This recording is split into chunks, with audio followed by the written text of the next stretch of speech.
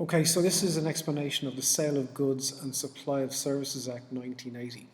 So it is explained in the book, but I don't think the book fully divides it into the two different elements. So it's about the laws and the rules that apply to selling goods first, and secondly, supplying services.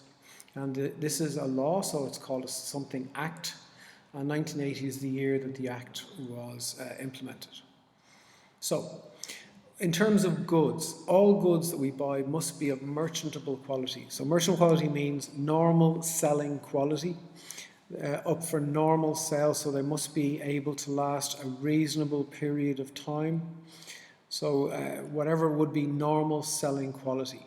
Something that is not normal selling quality is if you buy something and it's marked second hand, or it's marked seconds, or it's marked factory reject, something like that. That means that the retailer is telling you that these goods may not be full quality. So if you're buying a second-hand car, you may need to check out, are there any scratches, because you know that you could have scratches on a second-hand car. Goods must be as described. That means that if it says that in an advertisement, or if somebody tells you in a shop that the good could do certain things, or the good looks like this, or the good is blue, then the product must match the description that you were given in any kind of advertisement or description in a shop.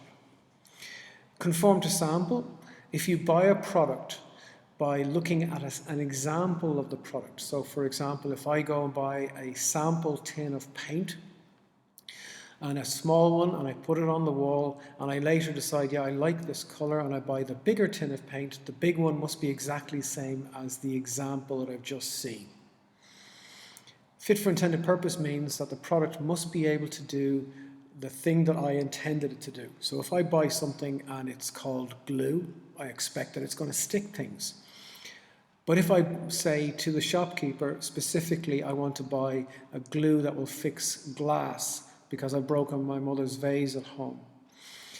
Or if it says on the container that this is a glue that will do glass and plastics and other things, and I try and stick glass with it. If it doesn't stick glass, then it's not fit for intended purpose. So that's good. So there are 4 rules that apply to any goods that we buy, all those 4 rules. If any of those are broken, then the law has been broken. Unless they say in advance, the retailer says, well, this good may not be of perfect quality. This good may be okay for your intended purpose, but we're not sure. So if they say, look, I'm just letting you know that it may not be the same as the sample, well, then they've told you that it may not be the same, so you understand that the law does not apply for that particular rule. Services. So if we are going to buy a service, so that means you're paying for somebody's time and skills. So a plumber, a carpenter, an electrician, somebody like that.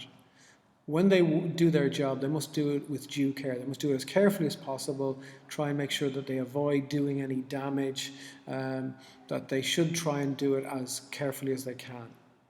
If the person is a skilled person, they must have done the normal training to call themselves that thing.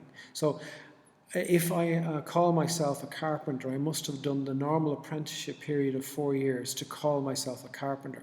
If I call myself a teacher, I must have done the normal training to be a teacher. Otherwise, I am breaking the law by advertising myself as something that I don't have training for.